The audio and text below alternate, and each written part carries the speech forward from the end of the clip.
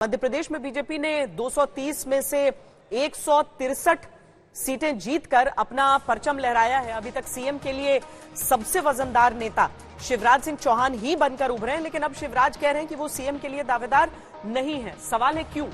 वो ये भी कहते हैं कि उन्होंने पूरी ताकत झोंक कर एमपी में बीजेपी को जिताया है, तो फिर क्यों अब उनका नाम सीएम की दावेदारी से हट रहा है?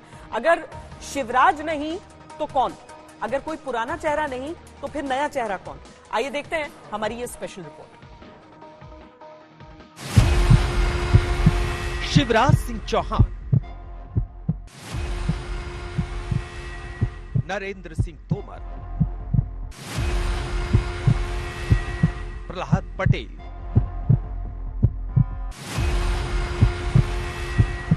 वीडी शर्मा, कैलाश विजयवर्गीय या फिर ज्योतिरादित्य सिंधिया। मध्य प्रदेश की जनता अपने सीएम के नाम का बेसब्री से इंतजार कर रही है, तो नेताओं के दिलों में धुकधुकी लगी हुई है कि केंद्रीय नेतृत्व किसके नाम पर मुहर लगाएगा। लेकिन एक बड़ी खबर जो पार्टी की तरफ से आई है वो ये कि सीएम का चेहरा एकदम नया होगा। तो फिर कौन बनेगा मध्य प्रदेश का मुख्यमंत्री? और इस बड़ी खबर के बीच एक बड़ी खबर ये भी है कि शिवराज सिंह चौहान मध्य प्रदेश में मुख्यमंत्री की रेस से अब बाहर हो गए हैं। अब खुद शिवराज सिंह चौहान को सुनिए वो क्या कह रहे हैं। देखो, आज से हम शुरू कर रहे हैं मिशन मध्य प्रदेश का मिशन 29। मिशन 29 और मिशन 29 का मतलब है मध्य प्रदेश में लोकसभा की सीटें हैं 29 और मेरी दृढ़ इच्छा है और उसके लिए हम सब मिलकर दी जान एक करेंगे। शिवराज सिंह चौहान मध्य प्रदेश में छिंदवाड़ा का दौरा करते हैं, वही छिंदवाड़ा जहां से कमलनाथ चुनाव लड़ते हैं। आपको बता दें कि 2019 में मध्य प्रदेश की 29 लोकसभा सीटों में से बीजेपी ने 28 सीटें जीती थी, सिर्फ एक छिंदवाड़ा को छोड़कर। अब शिवराज सिंह चौहान कह रहे हैं इस दफा 29 की 29 सीटों का हार पीएम मोदी के गले में पहनाएंगे। एक संकल्प है अब हमारा, मेरा और कोई लक्ष्य नहीं, एक ही संकल्प हमारा, 29 की 29 लोकसभा की सीटें मध्य प्रदेश की जीत के मोदी जी के गले में 29 कमल के फूलों की माला डालना है। वो प्रधानमंत्री बनेंगे ही, लेकिन मध्य प्रदेश में कोई भी सीट हम ना हारे, इस अभियान पे हम निकल गए। मिशन 29। आपको बता दें कि बीजेपी का अगला लक्ष्य 2024 का लोकसभा चुनाव है। ऐसे में जो चेहरे मुख्यमंत्री पद के लिए चुने जाएंगे उनके सियासी मायने होंगे और बीजेपी ऐसे सीएम की तलाश में है जो उन्हें 100% स्ट्राइक रेट दे सके। लेकिन इस रेस में सूत्रों से खबर यही है कि वो बाहर हो गए। मैं मुख्यमंत्री का दावेदार ना तो पहले कभी रहा और ना आज हूं। तो फिर कौन कौन से नाम हैं वो भी सुन लीजिए। अब शिवराज सिंह चौहान के अलावा बचते हैं नरेंद्र सिंह तोमर, प्रहलाद पटेल और कैलाश विजयवर्गीय। क्या आपने इस्तीफा दिया है? आगे क्या आप सोच रहे हैं कि मुख्यमंत्री बने वाले हैं? अभी तो पार्टी का धन्यवाद मैंने किया है और आदरणीय प्रधानमंत्री का आशीर्वाद लेकर, क्योंकि मैं विधानसभा का सदस्य चुना गया तो लोकसभा अध्यक्ष को हमने अपनी सदस्यता से इस्तीफा दिया है और मैं पार्टी के बंधुओं का आभार व्यक्त करता हूं। खबरें आ रही है मुख्यमंत्री पद को लेकर के, क्या मुख्यमंत्री बनने वाले हैं? कुछ ऐसी बातचीत हुई है? प्रहलाद पटेल जी, धन्यवाद आप। लेकिन इसके अलावा भी दो चौंकाने वाले नाम हैं, एक ज्योतिरादित्य सिंधिया और दूसरा वीडी शर्मा। किसी भी प्रकार से जिसकी बात आप लोग करने का प्रयास करते बिल्कुल भी कहीं से कहीं तक नहीं है और न हमारे मन के अंदर है। हम तो अपना काम कर रहे हैं, इसलिए Bharatiya Janata party cadre based organisation है, जो काम कार्यकर्ता को मिलता है वो करता है। बीजेपी मध्य प्रदेश में दो फैक्टर देख रही है, एक तो ओबीसी, दूसरा महिला वोटर। आपको बता दें कि पीएम मोदी भी महिला वोटरों पर जोर दे रहे हैं। साथियों, मैं आज विशेष रूप से देश की नारी शक्ति का अभिनंदन करूंगा।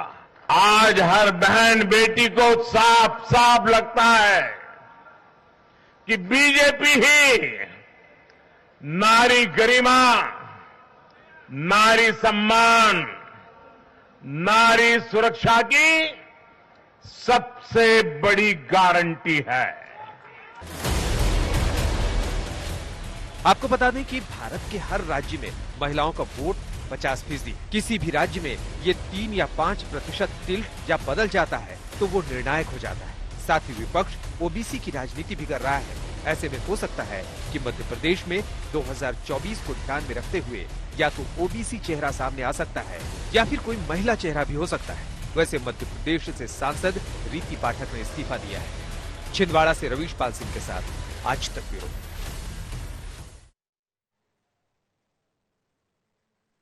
शिवराज सिंह चौहान एक मंझे हुए राजनेता हैं, पुराने नेता हैं। उनकी शैली जो है वो अलग बिल्कुल दिख रही है। यहां पर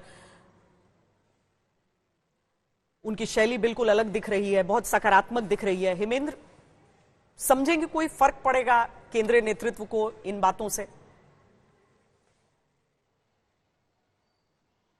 जी देखिए, मध्य प्रदेश में शिवराज सिंह चौहान, जिन भी नेताओं का नाम लिया जा रहा है उनसे उनका कद काफी बड़ा है, और ये इसलिए भी क्योंकि वो बड़े लंबे समय से मध्य प्रदेश में मुख्यमंत्री हैं। और जो चुनाव अभी 2023 में हुआ है उसमें भी लाडली बहना योजना को जीत का श्रेय दिया जा रहा है। लेकिन जो चर्चाएं मध्य प्रदेश में अभी हो रही हैं, जिन पे सवाल उठाए जा रहे हैं, वो ये कि जब भी इस तरह की कोई छोटी मोटी भी जीत मध्य प्रदेश में भारतीय जनता पार्टी को मिलती थी तो शिवराज सिंह चौहान दिल्ली राष्ट्रीय अध्यक्ष से, प्रधानमंत्री से, गृह मंत्री से मिलने जरूर जाते थे। इस बार वो नहीं गए हैं। उल्टा उन्होंने कहा है कि मैं दिल्ली नहीं जाऊंगा, बल्कि छिंदवाड़ा आज चले गए हैं। और दूसरा सवाल जो लोगों के मन में है, जिस पर यहाँ पर चर्चा लगातार हो रही है, वो ये कि आखिरकार शिवराज सिंह चौहान को ये वीडियो रिलीज क्यों करना पड़ा, जिसमें उन्होंने कहा कि मैं कभी मुख्यमंत्री पद का दावेदार नहीं था और ना ही हूं। अगर नहीं थे तो वो चुप भी रह सकते थे, लेकिन इसीलिए ये कयास लगाए जा रहे हैं कि शायद वो मुख्यमंत्री पद की रेस से बाहर हो गए हैं और किसी नए चेहरे का यहाँ पर जो है केंद्रीय नेतृत्व जो है घोषणा करेगी। वो कौन होगा इस पर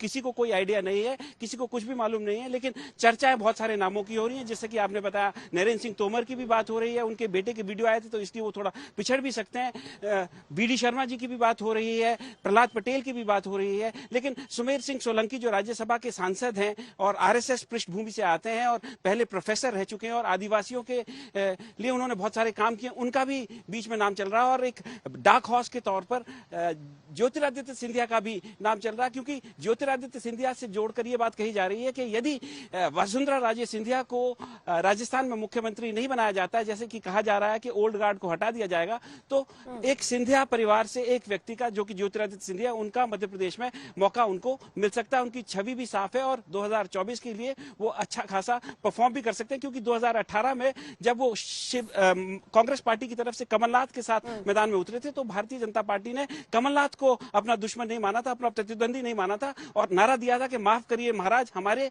नेता शिवराज। 2018 में भी ज्योतिरादित्य सिंधिया को एक अहम ऑपोजिशन के तौर पर, एक बड़े दमदार नेता के तौर पर बहुत सारे नाम हैं जिन पर चर्चा चल रही है। ये भी हो सकता है कि इन सबको पीछे छोड़ते हुए कोई दूसरा चौंकाने वाला नाम सामने आ जाए। लेकिन इस सब के बीच शिवराज सिंह चौहान भोपाल में घूम कर रहे हैं, बसेरों का वो देखकर परीक्षण कर रहे हैं कि वहां पर काम चल रहा है या नहीं। सही छिंदवाड़ा आज पहुंच गए, क्योंकि यही एक सीट थी जहां पर 2019 में भारतीय जनता पार्टी ने जीत हासिल नहीं की थी। वो कह रहे हैं कि वो बीजेपी के लिए काम कर रहे हैं, पार्टी के लिए काम कर रहे हैं। अब 2024 को देखते हुए उनसे खास बातचीत की है हमारे संवाददाता रवीश पाल सिंह ने। क्या लगता है मुख्यमंत्री जी की वजह क्या रही? आप क्योंकि आज आए हैं छिंदवाड़ा, आपने बात की होगी, इतनी बड़ी लहर जिसमें कई बड़े चेहरे के साथ छिंदवाड़ा के कार्यकर्ताओं ने की, कमलनाथ जी को यहीं बांध दिया, ज्यादा बाहर निकलने ही नहीं दिया। फिर भी कुछ वोटों से रह गए। सबसे पहले इन कार्यकर्ताओं के साथ मुझे बैठना था, मनोबल बढ़ाना था, और इसके साथ ही साथ एक संकल्प है अब हमारा, मेरा और कोई लक्ष्य नहीं, एक ही संकल्प हमारा, 29 की 29 लोकसभा की सीटें मध्य प्रदेश की जीत के मोदी जी के गले में 29 कमल के फूलों की माला डालना है। वो प्रधानमंत्री बनेंगे ही, लेकिन मध्य प्रदेश में कोई भी सीट हम ना हारे। इस अभियान पे हम निकल गए, मिशन 29। आज हमने देखा कि हजारों की लोगों संख्या में लोग जो हैं हवाई पट्टी से लेकर के यहाँ तक जब आप आ रहे थे, हर जगह आपका स्वागत हो रहा था। तो लोकप्रियता के मामले में अगर हम देखें, 16.5 सालों के मुख्यमंत्री, क्योंकि यही वो इकलौती जगह है मध्य प्रदेश जहाँ पे सरकार के साथ वोट गया है, बाकी जगहों पर तो सरकार के खिलाफ वोट गया था। एक पूरा प्रदेश परिवार है, छिंदवाड़ा भी अपना परिवार है। रिश्ते नेता के और जनता के नहीं है, भाई बहनों के और भांजे भांजियों के रिश्ते हैं।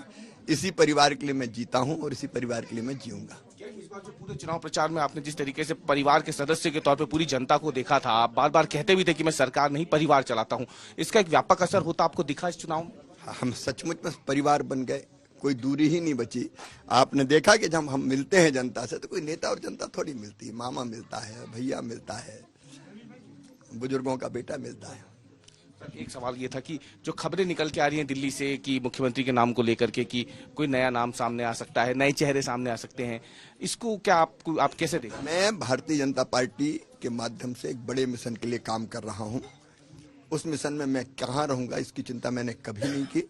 मेरा काम है इस समय 29 की 29 सीटें जीतना, भारतीय जनता पार्टी जीते, हम सबके साथ मिलके उस अभियान में मैं लगाऊं। विधायक भी हो सकता है सीएम, ऐसा कुछ? भारतीय जनता पार्टी का जो भी फैसला। आप दिल्ली जाएंगे? नहीं, दिल्ली मैं तो अपनी जनता के बीच में हूँ।